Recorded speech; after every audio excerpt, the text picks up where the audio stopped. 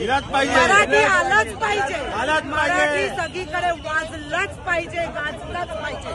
मराठी मराठी मराठी, मी मराठी आणि अभिमान आहे. महाराष्ट्रात राहायचं असेल तर मराठी बोलायला यायलाच पाहिजे. तुम्ही आज इकडे पोट पाणी भरता आहात ना, तुमच्या परिवाराला इथे घेऊन तुम्ही राहतात, तुमच्या राज्यातले लोटे घेऊन आले आणि आज इकडे करोडोची दुकानं घेऊन, करोडोची घरं घेऊन तुम्ही राहतात ना.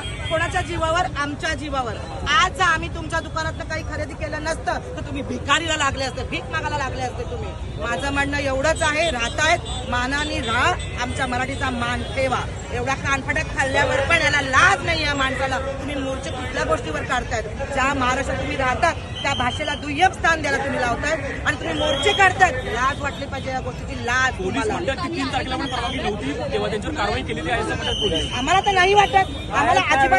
पहिली गोष्ट तर आमच्या इकडचा नेता म्हणजे आमच्या इकडचे आमदार जरा साथ देतात. अहो, आमच्या वोटिंगमुळे तुम्ही आमदार झाले आहात. मग तुम्हाला जर एवढी आमच्या मराठी भाषेची, मराठी माणसांची तर तुम्हाला लाज वाटते आहे, तर तुम्हाला लाज होते तर तुम्ही दुसरीकडे जाऊन आमदार व्हा. तिकडे नका. पहिला निषेध आमचा आमदारांवर आहे, त्यांनी सपोर्ट केला. भाजपचे खासदार निशिकांत दुबे